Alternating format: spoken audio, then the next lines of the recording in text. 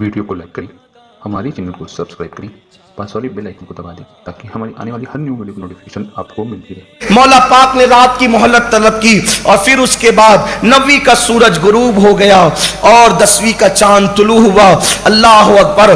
Karbala का मैदान है, करबला की धरती है और ताजदार करबला हमेशा के लिए जंगल को गुलिस्ता बनाने की तैयारी कर रहे हैं। अपना गुलसिता लुटा करके इस्लाम की गुलसिता की आबियारी करने के लिए, इस्लाम के चमन को पुरबहार करने के लिए तैयारी कर रहे हैं। खैमे औरतों के अलग लगे हुए हैं, मर्दों के खैमे अलग लगे हुए हैं, हुसैनी खैमा अलग लगा हुआ है। मौला पाक ने जनाब अब्बास से कहा, अब्बास सब लोगों को जमा करो। खानदान के लोगों को जमा किया, आवान व अंसार को जमा किया और मुहर्रम की 10वीं शब हुस्न इत्तेफाक से 61 हिजरी की 9वीं मुहर्रम जुमेरात को पड़ी थी। आज भी जुमेरात है और शब आशूर उस वक्त भी शब जुमा थी, आज भी शब जुमा है। यौम आशूर उस दिन भी यौम जुमा था और हमारे लिए भी इस साल भी जुमा का दिन है, आशूर का दिन। इमाम पाक ने ये शब जुमा थी, 10वीं शब थी, अपने खैमे में सबको तलब किया। जब सब जमा हो गए, इमाम हुसैन ने सबके चेहरे देखे और सबके चेहरे देखकर उनमें कौन कौन था? इमाम अली मकाम के सौतेले भाई थे जिनकी तादाद 4 से ज्यादा थी। इमाम अली मकाम के चचाजाद भाई थे 3, हजरत अकील के फर्जंद मुस्लिम बिन अकील के भाई। इसी तरह मुस्लिम बिन अकील के 3 बेटे भी थे और मजीद इसी तरीके से इमाम हसन के 4 बेटे थे, इमाम हुसैन के अपने खुद के 3 बेटे थे और मजीद आवान व अंसार। हबीब बिन मुजाहिर, ये हबीब बिन मुजाहिर कौन है? मैं अभी उनकी शहादत पढ़ूंगा। ये बचपन से इमाम हुसैन के दोस्त थे। मेरे आका फरमाया करते थे, मेरे आका का फरमान है, हबीब मेरे हुसैन का हबीब है। हबीब, जब मैं उनके पास जाता हूं तो मुझे ये याद आता है, मेरे आका ने फरमाया हबीब मेरे हुसैन का हबीब है। और बिल्कुल कैसी दोस्ती निभाई हबीब बिन मुजाहिर ने। हबीब वाकई हबीब हो गए। इधर मौला हुसैन का मज़ार है, इधर सामने बिल्कुल हबीब इब्ने मुजाहिर का मज़ार है। गोया कि यारी निभाई जा रही। करबला बता रहा है यारी इसको कहते हैं, दोस्तीदारी इसको कहते हैं। अल्लाह अकबर। हबीब इब्ने मुजाहिर हैं, हजरत ज़हीर इब्नुल क़ैन है, इसी तरीके से मुस्लिम इब्ने औसजा असदी हैं। ये सहाबा लोग हैं और भी लोग हैं और भी आवान व अंसार हैं। अल्लाह अकबर। हज़रत वहाब इब्ने अब्दुल्ला है, हज़रत अब्दुल्ला इब्ने उमैर कल्बी है। इस तरीके से सब लोग हैं। मौला हुसैन पाक ने सबको जमा किया, जमा करके सबके चेहरे देखे और चेहरे देखने के बाद इमाम ने चिराग बुझा दिया। इमाम ने चिराग बुझा दिया। चिराग बुझाकर इमाम ने खुतबा दिया अपने सारे बेटों के, भतीजों के दरमियान और आवान व अंसार के दरमियान। देखो ये लोग मेरी जान के प्यासे हैं, ये मुझे कत्ल करने के बाद किसी को ढूंढने वाले नहीं है। इनको मैं चाहिए, इन्हें जो तकलीफ है मुझसे, यजीद को, यजीदियों को जो तकलीफ है मुझसे, तुमसे कोई तकलीफ नहीं। वो मुझे शहीद कर देंगे, उसके बाद वो किसी को नहीं ढूंढेंगे। एक काम करो, मैं आज तुमसे कहता हूं तुम सब चले जाओ। लोग कहते हैं हुसैन ने क्यों नहीं, हुसैन का साथ किसी ने नहीं दिया। हुसैन पाक बुला नहीं रहे थे। मुश्किल वक्त में लोग किसी को बुलाते हैं, हुसैन पाक लोगों को भेज रहे थे, जाओ ये सिर्फ मेरा इम्तिहान है, तुम्हारा नहीं, तुम सब चले जाओ। मैं तुम सबको इजाजत देता हूं, कोई मैं तुमसे पकड़ नहीं करूंगा, कोई शिकवा नहीं करूंगा, कोई गिला नहीं करूंगा, तुम सब चले जाओ। जाओ आराम की ज़िंदगी गुजारो। ये मुझे शहीद करेंगे, इनके कलेजे ठंडे हो जाएंगे। और फिर फरमाया अपने आवान व अंसार से, तुम में हर एक आदमी मेरे अहले बैत में से, मेरे ख़ानदान में से एक आदमी को साथ ले ले, एक एक सवारी ले ले और ले करके आसपास के देहात में मुंतशिर हो जाओ। ये मुझे पाएंगे तो तुमको ढूंढने भी नहीं जाएंगे। इमाम पाक ये कहने के बाद कहते हैं तुम सब मेरी तरफ से इजाज़त याफ्ता हो, यहाँ से चले जाओ। इमाम पाक ये कहकर बिल्कुल खामोश हो गए। चिराग बुझा हुआ था खैमे हुसैनी के अंदर। जब गुफ्तगू हो रही थी तो सन्नाटा था, लेकिन धीरे धीरे सिसकियों की आवाज़ बुलंद हुई और वो आवाज़ बुलंद होने लगी। इमाम पाक ने कुछ बहुत देर के बाद, जब देर गुजरी, आपने चिराग रोशन किया। चिराग रोशन किया तो जितने थे उनमें से कोई एक भी नहीं गया। इमाम के खैमे से उठकर, सबको पता है कल मर जाना है, कल शहीद हो जाना है। करबला बता रहा है सुन्नियों, वफा इसको कहते हैं। سچائی اس کو کہتے ہیں صدا. امام نے کہا تھا میرے ساتھی جیسے ساتھی کسی کے نہیں, میرے ساتھی بڑے وفادار ہیں میں جانتا ہوں. امام پاک نے لیکن چراغ بجانے کے بعد دیر کے بعد چراغ جلایا, سب سسکیوں کی آواز تھی. فرمایا گئے نہیں؟ تو اس وقت سب سے پہلے غازی عباس اٹھ کے کھڑے ہوئے, مولا ہم آپ کو چھوڑ کے جائیں؟ اگر ہم آپ کو چھوڑ کے جائیں تو آپ کے پاس زندگی گزارنے کا مزہ کیا ہے؟ ہم اس زندگی پہ لعنت کرتے جو حسین کی بے وفائی کے ساتھ ہو. حسین آپ جانے کی بات کرتے, قیامت میں آپ کی امی کو منہ کیا دکھائے گی میری ماں, آپ کے نانا کو منہ کیا دکھاؤں گا میں کہ دشمن کے نرگے میں چھوڑ کے علی کا بیٹا بھاگ گیا تھا, کرار کا بیٹا فرار ہو گیا تھا. مولا جب تک جسم میں جان ہے آپ کے جوتے پر بھی دھول نہیں آ سکتی کربلا کی, ہم آپ کو چھوڑ کے کیا جائیں؟ پھر جب حضرت غازی عباس نے کہا, پھر کوئی کہتا ہے ہم تو ان کی, ہمارا حال یہ ہوگا. حضرت حبیب ابن مظاہر نے کہا ایسے تیر چلاؤں گا کہ کمانیں ٹوٹ جائے گی, ایسی تلوار چلاؤں گا کہ تلوار ٹوٹ جائے گی, پھر دشمن مجھے ایسے قتل کرے گا کہ میرے ٹکڑے ٹکڑے کر دے گا تاکہ میں بتاؤں کہ میں حسین کا کیسا غلام ہوں. اس طریقے سے سب اپنی اپنی جو ہے کہ گویا کے عقیدتیں پیش کرنے لگے. اس کے لیے ایک مزید درکار وقت درکار ہے تذکرہ کرنے کے لیے. اب مولا حسین نے کہا اللہ تم سب کو جزا دے, اہل بیت اپنی محبت کرنے والوں کو آزماتے ہیں. اہل بیت, حضرت امام زین العابدین کہتے تھے ہمارے ہاں جس کی محبت قبول ہو جاتی ہے ہم اس کو آزماتے ہیں. یعنی سب لوگ کھڑے نہیں اترتے, اہل بیت سے جو محبت کرے گا آزمایا جائے گا. امام مالک نے محبت کی, دونوں بازو توڑ دیے گئے, گدھے پہ بٹھا دیا گیا, منہ کالا کر دیا گیا اور مدینے کی گلیوں میں آپ کو پھرایا گیا. کہا اہل بیت کی محبت کا انجام یہ کرو گے, اہل بیت سے محبت. امام مالک کا انجام یہ کیا, لیکن امام مالک تیری عظمت کو سلام, امام دار الہجرہ جب منہ کالا کر کے گدھے پہ بٹھایا گیا, بازو توڑ دیے گئے, اس وقت امام مالک کہتے تھے جو مجھے جانتا ہے وہ جانتا ہے کہ میں امام دار الہجرہ مالک ابن انس ہوں, جو نہیں جانتا وہ جان لے کہ مالک بن انس ہوں. گدھے پہ منہ کالا کرنے سے پہلے بھی اہل بیت سے جیسے محبت کرتا تھا, گدھے پہ بٹھا کے منہ کالا کرنے کے بعد بھی ایسے ہی محبت کروں گا, حتیٰ کہ یہ محبت میں اپنے کفن میں اپنے ساتھ قبر میں لے جاؤں. لوگ کیا سمجھتے ہیں منہ کالا کر کے ہم سے اہل بیت کی محبت چھین لیں گے؟ نا نا, حضرت امام مالک نے یہ کیا. اور اماموں کی زندگی پڑھے, حضرت سیدنا امام اعظم کو جیل میں ڈالا گیا اہل بیت کی محبت کے جرم میں. آپ کیا سمجھتے ہیں یہ بچوں, یہ شربت اور کھچڑے پہ محبت اہل بیت کی بات آپ کرتے نا. آپ کو ستایا جائے گا, آپ کو مارا جائے گا, آپ کو پیٹا جائے گا, آپ کو لوٹا جائے گا. جس کی محبت قبول ہو گئی اہل بیت کی محبت میں اس کو ستایا جائے گا. اگر نہیں ستائے جا رہے ہو سمجھو ابھی کچے ہو, جس دن ستائے جاؤ گے سمجھنا ابھی کچھ پختگی. اس لیے کہ جب مالک قبول کر لیتا ہے تو پھر برتنوں کو ٹھوک ٹھوک کر کے دیکھتا ہے. یہ بات ہے. حضرت امام حسین نے پہلے جانچا کہ یہ میرے آبان و انصار ہیں, لوگ یہ نہ سمجھے, لوگ یہ نہ کہیں کہ کوفہ کی حکومت کے چکر میں یہ 72 آ گئے تھے. کہا نا میں تو اجازت دے رہا تھا کہ کل مر جانا ہے, کوئی نہیں گیا. جب کوئی نہیں گیا تو پتہ ہے اب حسین نے اپنا اختیار بتایا. کتاب الحیات کے مصنف اپنی کتاب میں لکھتے ہیں جب کوئی اٹھ کر کے نہیں گیا تو حسین نے کہا ذرا اوپر دیکھو. حسین نے ان سب کو کہا ذرا اوپر دیکھو. جب اوپر دیکھا تو سب کا جنت میں جو محل اور ٹھکانہ تھا وہ نظر آنے لگا. نوجوانان جنت کے سردار نے کربلا سے جنت دکھائی, اور جو جنت کے جس محل میں جانے والا تھا اس کا نام جنت کے محل پہ لکھا ہوا تھا. مولا حسین نے پہلے امتحان لیا پھر جنت بتائی. جنت اتنی آسان ہے. پہلے امتحان لیا, جب انہوں نے اپنا ٹھکانہ دیکھ لیا امام نے فرمایا جاؤ اب تم سب سند یافتہ ہو, اہل بیت کی غلامی میں تم سب, مولا ہمیں بھی سند دے دیں. زہرا کے لالو ہم اتنے پختہ تو نہیں ہیں لیکن تیری چوکھٹ بڑی عظیم ہے, مولا ہمیں بھی سند دے دیں. جو چاہے لوگ کر لیں لیکن آپ سند دے دیں. ہم چاہتے ہیں آپ سے آج خیرات چاہتے ہیں, غلامی کی سند ہمیں بھی دے دیں. ان 72 کو دی تھی ہمیں بھی نصیب فرما دے تاکہ ہمارا بیڑا بھی پار ہو جائے. اور جس کو سند مل جاتی ہے اس کو جنت کا کا دیدار ہو جاتا. مرنے سے پہلے جنت کا دیدار. صاحب تفسیر کبیر لکھتے ہیں کہ اہل بیت سے محبت کرنے والے کی روح بعد میں نکالی جاتی ہے، پہلے اس کو جنت میں اس کا محل دکھایا جاتا ہے. مولا نے فرمایا جاؤ اپنے اپنے گھروں، اپنے اپنے خیموں میں اب جا کر عبادت میں مصروف ہو جاؤ.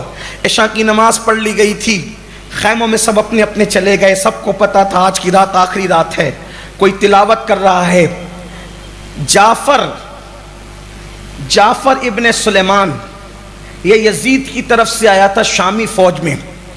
اس نے سوچا کہ آخری رات میں یہ کر کیا رہے، ذرا دیکھوں تو صحیح. تو وہ کہتا ہے جعفر ابن سلیمان کہ میں نے دیکھا کہ مکھی کے بھنبھنانے کی کیسی آواز آتی ہے، ویسے بھنبھنانے کی خیموں سے آواز آ رہی تھی. میں نے کان لگایا تو سنا کہ سب اللہ کی بارگاہ میں تلاوت قرآن میں مصروف تھے، ذکر اذکار میں مصروف تھے. سب کا حال یہ تھا. خدا جانے وہ رات کیسی گزری. اللہ کرے وہ رات عبادتوں والی رات اللہ ہمیں بھی نصیب کرے، ہمیں بھی عبادتوں والی رات، حسینی رات ہمیں بھی نصیب کرے. یزیدیت کے ساتھ یزیدی کردار پہ راتیں تو بہت گزاری ہے لوگوں نے، گانے سن کر، گندگی کے اندر گناہ کر کے. ذرا یہ حسینی والی رات بھی کوئی گزارے، اللہ ہمیں وہ رات نصیب کرے. عبادت میں مصروف تھے. بالآخر وہ صبح آ گئی جس صبح کو انتظار تھا سب کا. 61 ہجری کی 10ویں محرم کی صبح تھی، جمعہ کا دن تھا. جیسے ہی صبح طلوع ہوئی، ہر روز پورے سفر میں اذان کوئی دیتا تھا. آج میرے امام نے فرمایا فجر کی اذان کوئی اور نہیں دے گا، آج امام علی مقام کا شہزادہ علی اکبر دیں گے اذان. آج کربلا کی صبح کی پہلی اذان علی اکبر نے دینی تھی. 18 سال کا ہم شبیہ پیغمبر مولا علی اکبر ابن حسین آج اذان دینے والے تھے. قربان کربلا والوں کی فجر کتنی خوبصورت تھی، جس کا مؤذن ہم شبیہ پیغمبر علی اکبر تھا، جس کا امام الائمہ امام حسین تھے. ہم شبیہ پیغمبر کی آواز بھی ہم شبی تھی. اللہ اکبر، میرے نبی کے ہم شبی تھی. جب علی اکبر نے اذان پڑھی، گویا کہ کربلا کا چپا چپا، کربلا کا ذرہ ذرہ امام علی اکبر کی آواز سے گویا کہ گونج اٹھا. اللہ اکبر، آج تک کے ان ذرات کے اندر علی اکبر کی آواز کا اثر دیکھا جا سکتا ہے، محسوس کیا جا سکتا ہے. علی اکبر نے زندگی کی آخری اذان دی اور اس کے بعد میرے حسین مولا حسین پاک نے فجر کی اپنی زندگی کی آخری، اور آپ کے بہت سارے احباب نے اپنی زندگی کی آخری نماز ادا کی، نماز پڑھائی امام حسین نے. خدا جانے کیا مزے آئے تھے، کیا لطف لوٹا تھا، کیا لذتیں آئی تھی. جس کے لیے نبی سجدہ طویل کر دیتے تھے آج وہ سجدے میں تھا، جس کے لیے نبی سجدہ طویل کر دیتے تھے آج وہ کربلا کی زمین پہ اپنی زندگی کے سجود نیاز لٹا رہا تھا. فجر کی نماز ہوئی، مولا حسین پاک نے صبر و استقامت کی دعا کی. اللہ اکبر. میں گفتگو آگے بڑھانے سے پہلے ایک بات اور پڑھ دوں. سرکار بابا فرید الدین گنج شکر رحمت اللہ علیہ کربلا کی آخری رات کے بارے میں یوں بیان فرماتے ہیں، جس کو لکھا ہے آپ کے ملفوظات میں کہ وہ کربلا کی جو آخری شب تھی، اس شب کو کسی بی بی نے خواب دیکھا. خواب یہ دیکھا کہ کربلا کی زمین پر کوئی خاتون ہے اور وہ اپنی آستین سے جو ہے وہ کربلا کی زمین کو صاف کرتی ہے اور کنکریاں اٹھا کر اپنے دامن میں رکھتی ہے. دیکھنے والی خاتون نے پوچھا بی بی آپ کون ہے اور یہاں روتے ہوئے یہ کنکر کیوں اٹھاتی اپنے دامن میں؟ تو فرمایا میں فاطمہ بنت محمد ہوں، محمد الرسول اللہ کی بیٹی فاطمہ ہوں. یہ زمین کربلا کی زمین ہے. کل دوپہر کے وقت میرا حسین اسی زمین پر گرے گا اپنی سواری سے، اسی زمین پہ گرے گا. ماں ہے نا، ماں یہ چاہتی ہے کہ میرے بیٹے کے وجود میں کربلا کی کنکریں نہ چپ جائے، اس وجہ سے میں اس زمین کو صاف کر رہی ہوں، میرا بیٹا یہیں گرنے والا ہے. اللہ اکبر. صبح ہوئی. اللہ اللہ. صبح کا سورج، وہ خون آشام سورج، کبھی نہ بھلایا جانے والا سورج، کبھی نہ فراموش کیا جانے والا سورج. اللہ اکبر. وہ سورج 61 ہجری کا 10ویں محرم کا مشرق سے طلوع ہوا. اللہ اکبر. اور طلوع ہونے کے بعد کربلا کے چپے چپے کو اس نے جب وہ گرمانا شروع کیا. ادھر کربلا کا چپا چپا سورج کی حرارت اور تپش سے دھیرے دھیرے گرم ہونے لگا. ادھر جنگ کی تیاریاں ہونے لگی. مولا حسین پاک نے اپنے سپاہ کو اللہ اکبر تیار کر لیا، صفوں میں لگا لیا. اس طرف ادھر صفیں تیار ہونے لگی. مولا حسین کی جو سپاہ تھی اس کی اس طریقے سے تیاری تھی. اللہ اکبر. میں منا پر حضرت حبیب ابن مظاہر تھے، میں سرا پر حضرت ظہیر ابن القین تھے، اور بیچ میں قلب پر حضرت غازی عباس علمدار تھے. آپ کو علمدار اس لیے کہا گیا کہ جب جنگیں لڑی جاتی تھی تو ہاتھوں میں پرچم دیے جاتے تھے جس کو عربی میں علم کہتے ہیں, عین سے بڑے عین سے علم کہتے ہیں, اور وہ علم جو تھا غازی عباس کے ہاتھ میں تھا. کہا جاتا ہے, میں نے اپنے بزرگوں سے سنا ہے, کربلا میں جو علم لے کر غازی عباس کھڑے ہوئے تھے اس کا کچھ حصہ ہندوستان میں موجود ہے, اور الحمدللہ اس پہ شکر کے طور پہ کہتا ہوں, ہمارے جن سلسلے کے ہم غلام ہیں, جس سلسلے سے ہم وابستہ ہیں, ہمارے محررہ مطہرہ کے مورث اعلیٰ حضرت دعوت الصغریٰ سید محمد بلگرامی دعوت الصغریٰ جو خواجہ قطب الدین بختیار کاکی کے مرید و خلیفہ ہیں, ان کی خانقاہ میں ابھی بھی وہ عباس علمدار کے علم کا ٹکڑا موجود ہے جو ہر سال جو ہے وہ ہر سال اس کو نکالا جاتا ہے. اور اس علم کی برکتیں یہ ہے کہ اس وقت جو دعائیں کی جاتی ہیں, منتیں مانی جاتی ہے, اللہ تعالیٰ سال پورا ہونے پر اس کو جو ہے وہ پورا فرما دیتا ہے, بلکہ بعض تو سال پورا ہونے پر بھی منتیں پوری ہو جاتی ہے. بلگرام شریف میں ابھی وہ علم موجود ہے. میری تمنا ہے کہ کاش کبھی ایک مرتبہ وہ عباس علمدار کا علم کا حصہ میں بھی اپنی آنکھوں سے دیکھوں, لیکن محرم شریف کی محفلوں کی مصروفیات ان تاریخوں میں وہاں پہنچنے نہیں دیتی. کاش ہماری نگاہوں سے ایک بار اس کا دیدار ہو جائے. ہم خوش نصیب ہے, پہلے تو وہ علم کا حصہ ہندوستان میں ہے, وہ کربلا والے علم کا حصہ ہندوستان میں ہے, اور پھر بڑی بات یہ ہے کہ جن خانقاہ سے ہم لوگ وابستہ ہیں, بلگرام شریف جو کہ محررہ مطہرہ اسی کے برانچ ہے, تو وہاں پر وہ موجود ہے. ہر سال وہ علم نکلتا ہے, اس کی تصویریں اگر آپ چاہیں تو آپ کو مل سکتی, آپ جو ہے وہ دیکھ سکتے ہیں, میرے پاس موجود ہے. اس سال جو علم شریف نکلا تھا میں سوچا کہ میں وہاں پہنچ تو نہ سکا, لیکن کم از کم اس کی تصویر میں دیکھ لوں. اللہ اکبر, اگر آپ کو اللہ توفیق دے تو آپ وہ جا کر کے زیارت کر سکتے ہیں. وہ محرم شریف کے ایام میں اس کی 5 یا 7 محرم کو اس کی زیارت کرائی جاتی ہے, وہ علم نکلتا ہے. میرے آقا علیہ الصلوۃ والتسلیم کے پیارے دیوانوں, تو غازی کے ہاتھ میں علم دیا, اسی لیے آپ علمدار کہلائے. غازی عباس کو علمدار کہنے کی وجہ کیا تھی؟ آپ کے ہاتھ میں کربلا کا علم موجود تھا, امام علی مقام کا, اور آخری تک آپ نے اس کو سنبھال کر کے رکھا. پھر اس کے بعد اللہ اکبر, امام پاک نے سوچا جنگ شروع ہونے سے پہلے میں خطبہ دوں. امام پاک نے خطبہ پڑھا, آپ اونٹنی پر بیٹھے, اونٹنی پر بیٹھ کر کے آپ گئے, اور جانے کے بعد آپ نے فرمایا اتمام حجت کرنے آیا ہوں, جو نہیں جانتا وہ جان لے, میں حسین ابن علی ہوں, علی کا بیٹا حسین ہوں, میرا نسب, میں نبی کا نواسا ہوں, میں نے کسی پہ ظلم نہیں کیا, میں نے کبھی جھوٹ نہیں بولا, میں نے کسی کو قتل نہیں کیا. کیوں آئے ہو؟ میرے خون سے اپنے ہاتھوں کو رنگ کر کے قیامت تک کے لیے مجرم بننے کے لیے آئے ہو؟ میں اتمام حجت کرنا چاہتا ہوں, میرا خون نبی کا خون ہے, میری رگوں میں نبی کا خون ہے, اپنے ہاتھ کو رنگین نہ کرنا.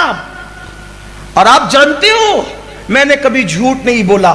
تمہیں پتا ہے کہ میرے اور میرے بھائی کے لیے رسول اللہ نے فرمایا کہ حسن اور حسین جنتی جوانوں کے سردار ہیں.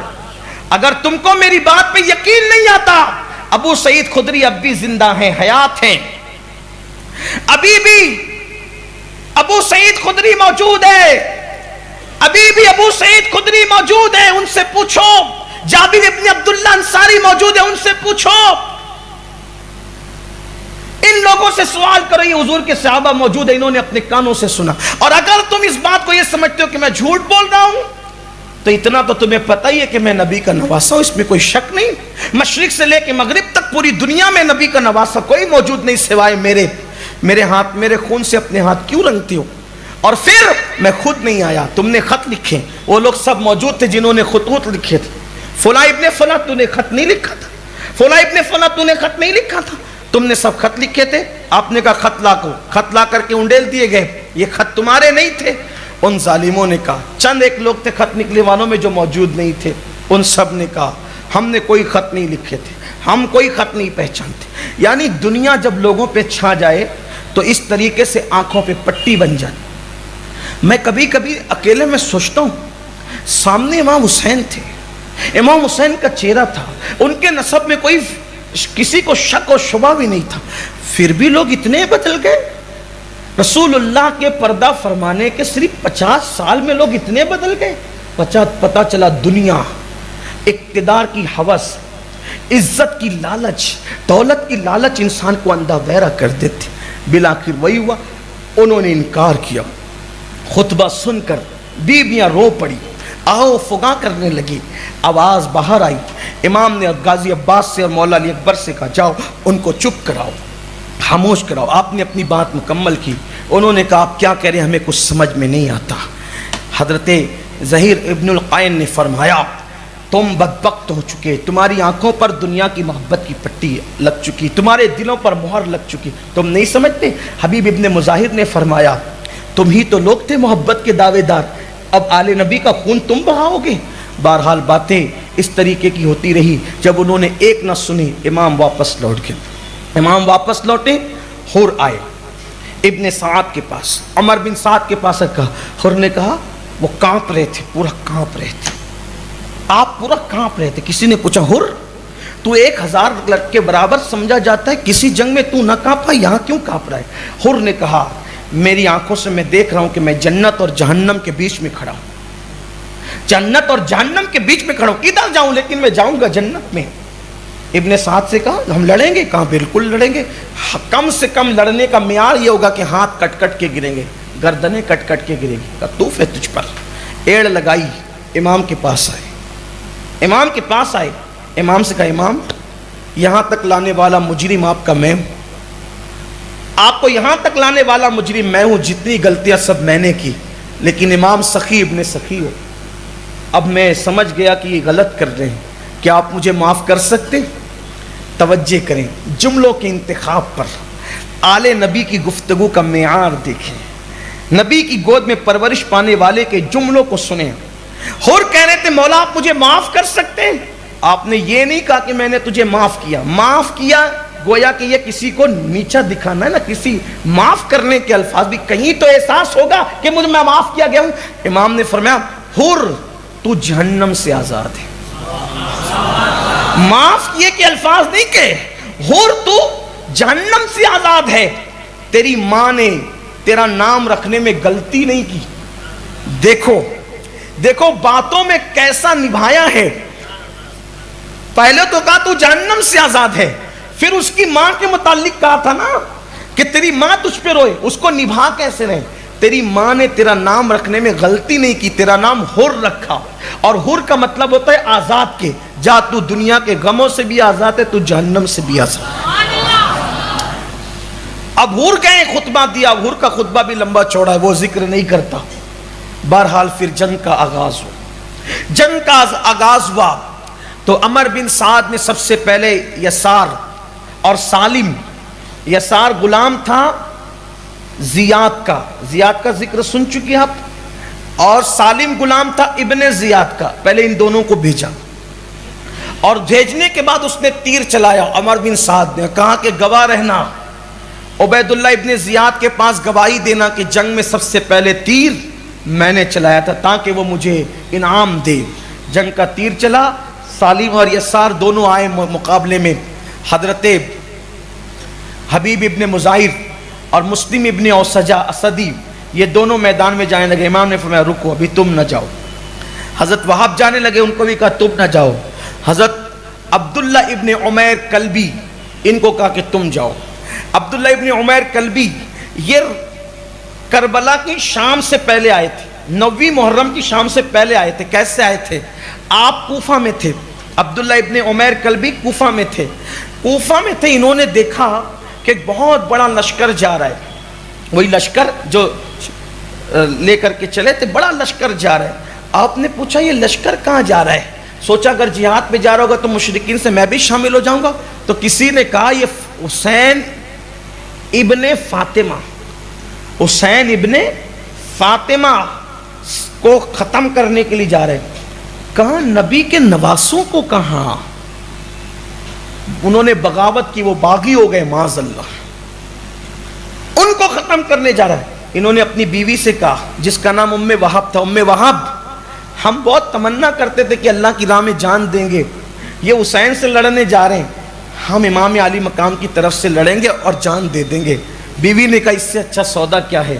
تو یہ لوگ ادھر نکلے، یہ 7 محرم کو پہنچے، یہ تیاری کر کے 9 محرم کو حضرت عبداللہ ابن عمیر کلبی آئے، اور 10ویں محرم کو سب سے پہلے کربلا میں یہ گئے۔ مولا حسین نے ان کو اجازت دی، بیوی کے ساتھ آئے تھے۔ جب جانے لگے تو بیوی نے کہا مولا ان سے کہیں کہ میں نے حدیث میں سنا ہے کہ جو شہید ہوتا ہے وہ جنت میں جائے گا، اس کو حوریں ملے گی، ان سے کہے نا کہ جب یہ جنت میں جائیں گے تو اکیلے نہیں جائیں گے، مجھے بھی ساتھ لے کر جائیں۔ مولا اس پہ آپ ضمانت دے، ضامن ہو جائیں، آپ ضمانت دے، اس پر آپ ضامن ہو جائیں کہ ہمیں جو ہے یہ جنت میں اپنے ساتھ لے کر کے جائیں۔ مولا پاک نے دعا دی، فرمایا یہ جنت میں اے عبداللہ ابن عمیر تم لے جانا جنت میں اس کو، ام وہب کو اپنے ساتھ۔ اور پھر اس کے بعد المختصر یہ کہ حضرت عبداللہ ابن عمیر کلبی رضی اللہ تبارک و تعالیٰ عنہ میدان میں گئے، اور پھر اس کے بعد جو ہیں وہ لڑائی ہوئی۔ آپ نے سالم کو ایک وار کے اندر 2 ٹکڑے کر دیے، یسار نے آپ کی انگلیوں کو کاٹ دیا، لیکن آپ نے اس کے بھی 2 ٹکڑے کر دیے، اور اس کے بعد پھر آپ لڑتے رہے، امام علی مقام کی غلامی کا حق ادا کرتے رہے۔ اور جب آپ لڑ رہے تھے تو آپ کی بیوی ام وہب کے اندر بھی ایک پاور آ گیا، اور انہوں نے بھی جب ایک چوب لی اور وہ لڑنے کے لیے گئی، آپ نے کٹے ہوئے ہاتھ سے اشارہ کیا جا ادھر جا، عورتوں پر فرض نہیں ہے کہ وہ قتال کرے، وہ نہیں ہٹی۔ تو حضرت امام پاک سے کہا امام اس کو کہیں، امام نے فرمایا بی بی اللہ تجھ پہ رحم کرے، واپس آ جا، عورتوں پہ قتال فرض نہیں ہے۔ بالآخر حضرت عبداللہ ابن عمیر کلبی شہید ہوئے۔ جب آپ شہید ہوئے، امام نے پہلا لاشا اٹھا کر کے جب لایا، آپ کی بیوی نے جیسے ہی دیکھا، آپ کی بیوی نے جیسے ہی دیکھا لاشا آیا ہے، اور لاشا بلکہ آ رہا ہے، تو پکار کر کے کہا حسین کی محبت میں شہید ہو کر تجھے جنت میں جانا مبارک ہو۔ جیسے ہی کا تجھے جنت میں جانا، ان عورتوں کا جگر کیا تھا؟ اگر خواتین سن رہی ہیں تو ذرا وہ بھی حوصلہ کریں کہ ان عورتوں کا جگر کیا تھا، کہا تجھے جنت میں جانا مبارک ہو۔ جیسے ہی سنا تجھے جنت میں جانا مبارک ہو، شمر جل بھن گیا، ایک کو حکم دیا اس کو بھی مار، اس کے سر پر ایک ایسی تلوار ماری کہ حضرت عبداللہ ابن عمیر کلبی کی بیوی نے وہیں پر جام شہادت نوش فرمائی۔ یہ کربلا کی پہلی قربانی تھی۔